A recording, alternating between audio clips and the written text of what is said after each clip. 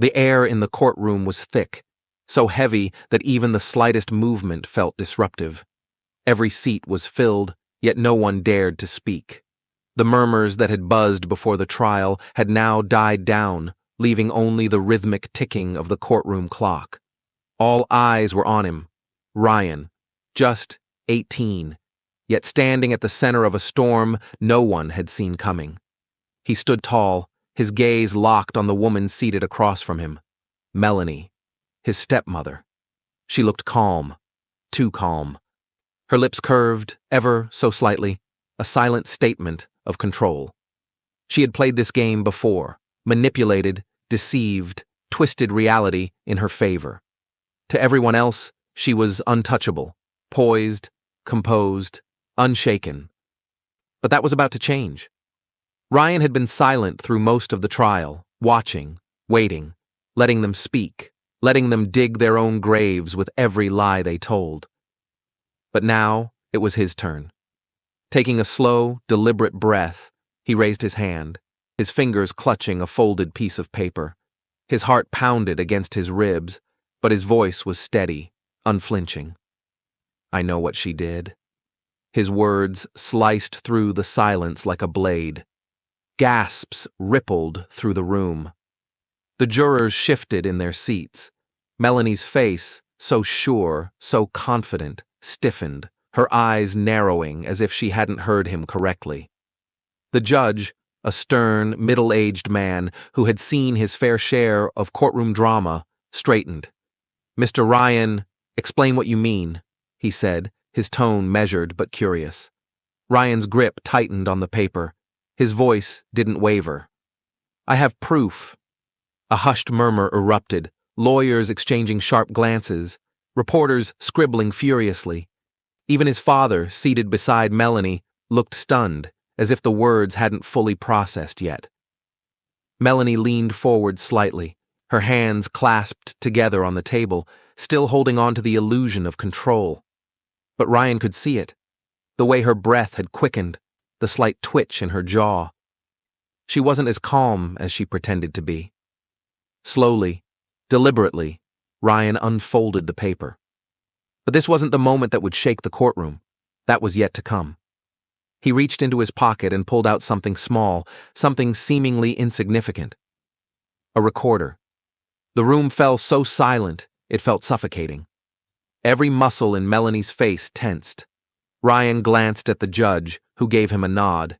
And then, with a simple press of a button, the truth spilled out. A crackle, then a voice. Her voice. "George is too trusting. He signs whatever I put in front of him. He doesn't ask questions. Why would he? He believes I love him. And Ryan? He's a child. He'll never figure it out." The recording played on, each word sinking deeper, poisoning the air. Melanie's confidence shattered before everyone's eyes, and for the first time in years, Ryan saw it. Fear in her eyes. Ryan could still remember the way their house used to feel before Melanie arrived. Warm, safe, filled with the quiet hum of a life that made sense. Before the lies, before the whispers behind closed doors, before his father became a shadow of the man he once was. His mother had been his world. She had a way of making even the simplest moments feel like magic. But when she passed away, it was like the sun had set on their family, leaving them in an endless twilight. His father, George, tried to hold things together, but grief made people desperate, vulnerable. And that's when Melanie entered their lives. At first, she was everything his father needed, understanding, patient, a comforting presence in the storm of loss. She cooked for them, smiled brightly, said all the right things. Ryan, only 8 at the time, had even believed she could bring back the warmth they had lost. But as the years passed, something changed. The house felt different, colder. Conversations between his father and Melanie became tense. His father, once so strong, started second-guessing himself, retreating into his work, trusting Melanie to handle things. And Melanie? She was always there, always in control. Decisions were made without question, Money moved without explanation, and slowly, subtly, Ryan began to notice. His father wasn't the head of the family anymore. Then came the night that changed everything. Ryan was 14, coming down the stairs late at night for a glass of water when he heard voices, hushed, urgent. He froze, his instincts telling him to listen. He peeked through the railing and saw Melanie in the dim glow of the kitchen, standing with a man he didn't recognize. "George is predictable," Melanie murmured, her voice cool, detached. "As long as I make it seem like it's for him, he'll never question the money." "And the kid?" the man asked. Melanie scoffed. "Ryan's just a boy. He doesn't understand how things work. He'll stay out of it." Ryan felt his stomach drop. He barely slept that night, his mind replaying the conversation over and over. It was the first time he realized something was deeply wrong. But it wouldn't be the last. Over the next few years, he started paying attention, watching the way Melanie operated, the way she subtly isolated his father, how money seemed to slip away without explanation. He checked bank statements, found withdrawals his father never mentioned. He searched through files, stumbled across accounts that didn't add up. And every discovery led to the same conclusion. Melanie was lying, and his father was too blinded by love to see it. For years, Ryan kept his suspicions to himself, unsure of what to do, unsure if anyone would even believe him. But he didn't stop. Every late night spent digging, every bank statement tucked away, every whisper he overheard. It all led him to this moment. Now, standing in the courtroom, watching Melanie's carefully built facade crack before his eyes, Ryan knew. The wait was over. It was time to bring everything to light. The courtroom no longer felt like a place of order.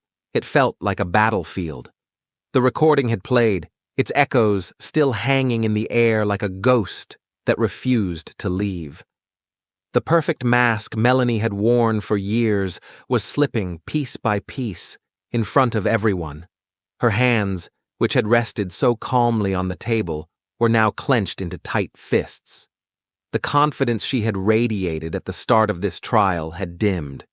But even now, with the walls closing in, Melanie wasn't the type to go down quietly. She stood abruptly, her chair scraping against the polished floor, the sharp sound cutting through the silence like a blade. "You have no idea what you're doing, Ryan." Her voice was sharp, desperate, but still laced with that same manipulative venom. The courtroom erupted into murmurs. The judge's gavel slammed down once, twice. "Miss Melanie, you will remain seated and conduct yourself appropriately in this courtroom." But she wasn't listening. Her eyes were locked on Ryan, burning with a mix of fury and panic. "You think you've exposed something? You think you understand what's really happening here? You don't. You're just a boy playing a game you don't understand." Ryan didn't flinch. He had spent years watching her control every situation, twist every truth, and manipulate every person around her. But she wasn't in control anymore. His father, George, sat stiffly beside her, his face pale, his hands trembling slightly. He hadn't said a word since the recording had played, hadn't even looked at Melanie. He was still trying to piece together how the woman he had loved, trusted, built a life with, had deceived him so completely. Ryan turned his gaze to him. "Dad, look at her," he said, his voice steady. "Really look at her. She's been stealing from you for years, controlling you, and you never saw it because she never let you." George's mouth opened slightly, but no words came. His expression was blank, lost. The weight of it all was finally sinking in. Melanie let out a breath, trying to regain her composure. She straightened her posture, forcing her usual charm back into her voice. "This is absurd," she scoffed. "A teenager suddenly thinks he's a detective and you all just believe him. That recording is fake. He's lying." Ryan didn't react. He had been expecting this. He reached into the folder he had brought with him, pulled out another document, and walked towards the judge. "If I were lying, then how do you explain this?" He placed the paper down in front of the judge, watching as the older man's brows furrowed while reading. "This," Ryan continued, turning back to Melanie, "is proof of a series of financial transactions tied to an offshore account under the name George Olson." For the first time since the trial began, Melanie's face turned completely pale. The courtroom buzzed with confusion. People whispered. Reporters scribbled furiously. "Who is George Olson?" the judge asked, his tone wary. Ryan's gaze never left Melanie. He could see it in her now, the fear she had been trying so hard to hide. "That," Ryan said slowly, "is exactly what I intend to find out." And just like that, Melanie's carefully constructed world began to collapse.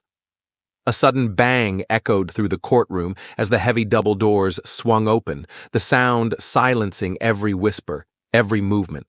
All heads turned in unison. And there he was, Alex. Ryan's older half-brother strode in, his presence commanding attention, his face unreadable. He hadn't been expected, hadn't even been in contact for months. But here he was, walking with purpose straight toward the front of the room. Ryan's breath caught in his throat. Alex had always been the one who kept his distance, the one who avoided family drama at all costs. But something about the way he carried himself now, the way his eyes flicked straight to Melanie with quiet fury, sent a cold shiver down Ryan's spine. Melanie stiffened, her knuckles whitening against the table. "You!" she hissed under her breath, barely audible. Alex stopped just feet away from her, tilting his head slightly. His voice was calm, but sharp enough to cut. "You think you've been in control this whole time, don't you?" he said. "You think you've covered every track, manipulated every situation, played every piece on the board?" Melanie said nothing, but the shift in her expression was undeniable. A crack in the armor. "You miss something," Alex continued, reaching into his jacket. "A thick-sealed envelope." Ryan's pulse quickened. The judge cleared his throat, regaining some control of the room. "Mr. Alex, this is highly—" Alex ignored him and placed the envelope directly in front of the judge. "You need to see this," he said. "Everyone does." The judge hesitated, then opened the envelope, his expression shifting as he read the contents. The room held its breath. And then he spoke. "This document names Edward Fields," the judge said, his voice a mix of disbelief and concern. Gasps rippled through the courtroom. Ryan didn't recognize the name, but he did recognize the way Melanie's face drained of color, the way her hands trembled, the way she suddenly looked at Alex, not with anger, not with resentment, but with something far worse. Fear. "Who is Edward Fields?" the judge asked, his tone growing sharper. Ryan turned to Melanie, watching the way she swallowed hard, her lips parting slightly, as if searching for an answer that could save her. But she had none. And for the first time since this trial began, Ryan saw it. She wasn't just losing control. She was terrified of what came next. The judge's face darkened as he scanned the documents, his jaw tightening with every line. The air in the room felt electric, charged with something that hadn't been there before, a new kind of danger. He cleared his throat, his voice steady but grim. "This isn't just financial fraud. This is money laundering on a scale that suggests an organized crime operation." A ripple of gasps spread through the room like wildfire. Ryan's fingers curled into fists at his sides. He had always suspected Melanie's crimes went deeper than simple deception. But this? Organized crime? He stole a glance at his father, who sat rigid, staring at Melanie as though she were a stranger. But Melanie, she was no longer looking at George, or Ryan, or even the judge. Her eyes were locked on the courtroom doors, and then, as if summoned by her fear alone, the heavy doors swung open again. A tall man entered, his steps slow, deliberate. Dressed in a dark, tailored suit, his presence alone shifted the atmosphere in the room.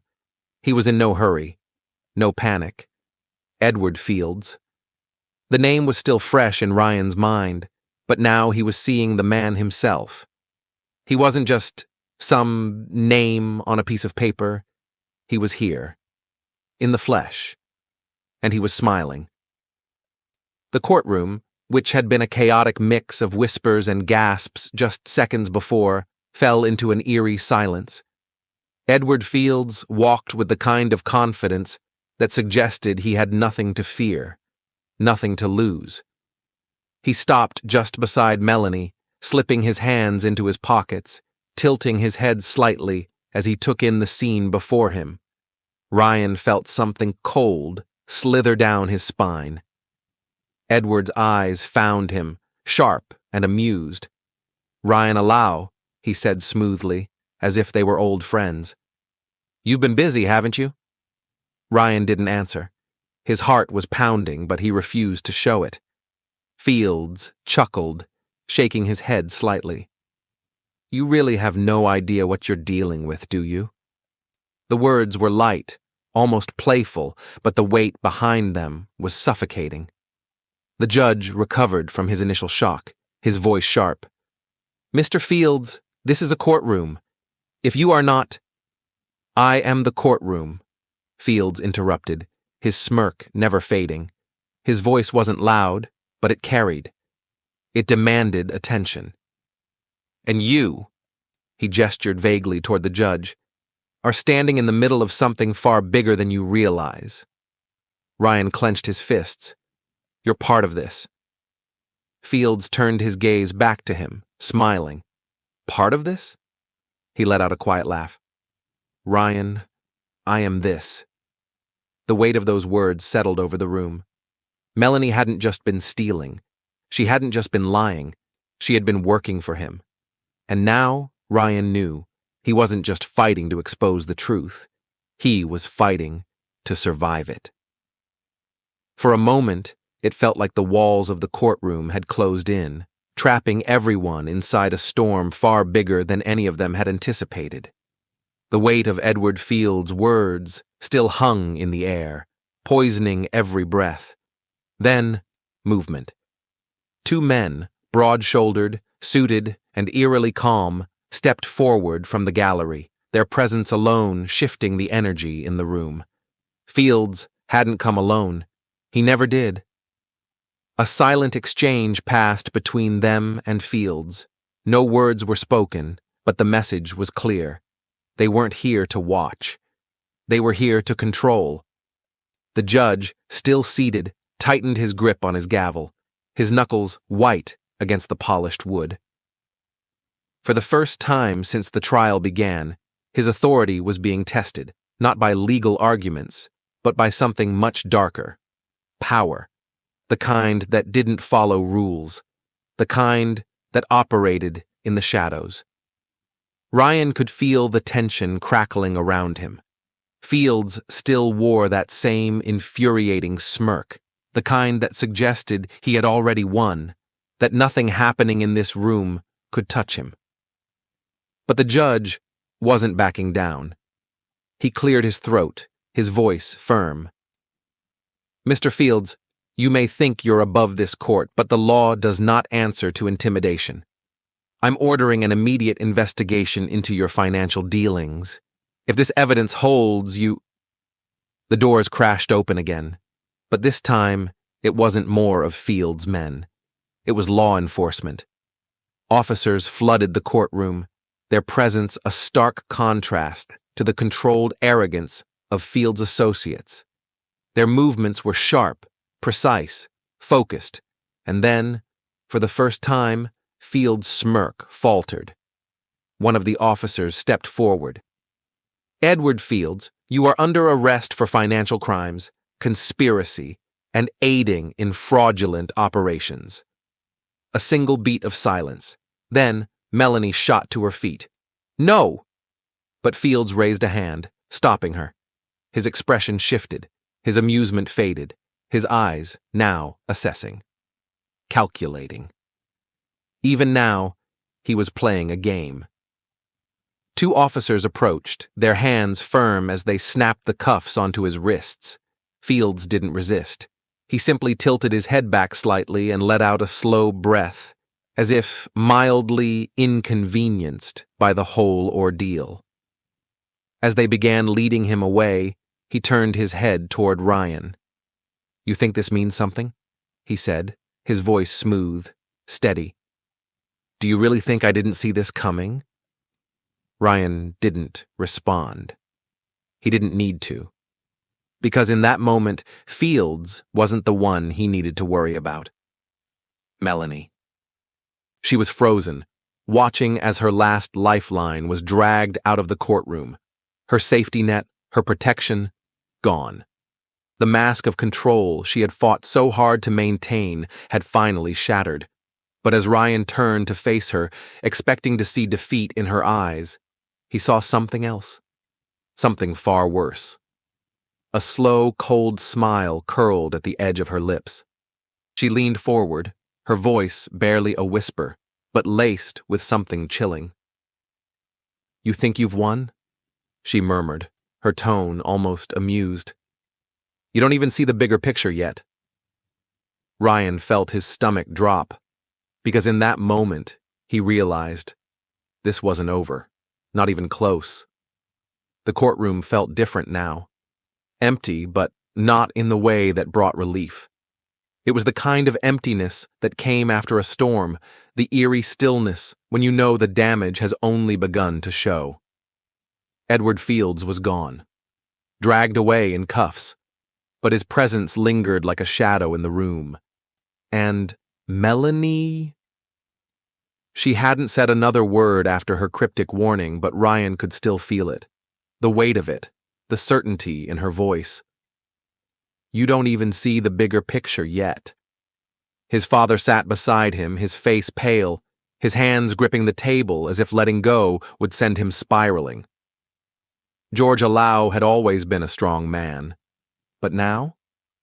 He looked small, as if he had just realized how much of his life had been a lie. Ryan wanted to say something, anything. But what do you say to a man who just found out the woman he loved had been using him for something far more sinister than he ever imagined? The silence stretched, until Ryan's phone buzzed. His breath hitched as he glanced down at the screen. A single message. No name, no number. "You've made a big mistake." A chill crawled up his spine. He stared at the words, feeling the weight behind them. This wasn't random. This wasn't some desperate attempt from Melanie or Fields. Someone else was watching. Alex leaned over, reading the message over his shoulder. His jaw clenched. "We need to move, now." Ryan nodded, tucking his phone away. He turned to his father. "Dad, we need to go." George didn't answer right away. His eyes were still distant, locked on some invisible spot in front of him. Then, after what felt like forever, he exhaled sharply and nodded. Without another word, they left the courtroom.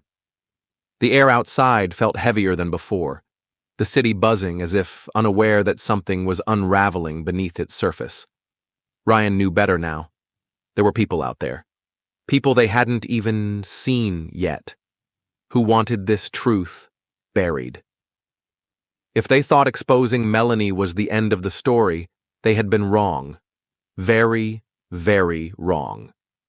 They weren't just fighting for justice anymore. They were fighting to stay ahead of whatever was coming next. As they walked toward their car, Ryan stole one last glance over his shoulder. The courthouse loomed behind them, massive and unmoving. A place meant for truth, for justice. But justice wasn't a finish line. It was a battlefield. And as the doors swung shut behind them, Ryan's voice echoed in his mind, the weight of the words sinking in as the screen faded to black. The truth is out. But at what cost? If you think the truth always prevails, think again. Justice isn't just about exposing the lies, it's about surviving the fallout. Ryan thought revealing Melanie's secrets would be the end of the battle, but the real war is just beginning. What would you do if the people in power were watching your every move?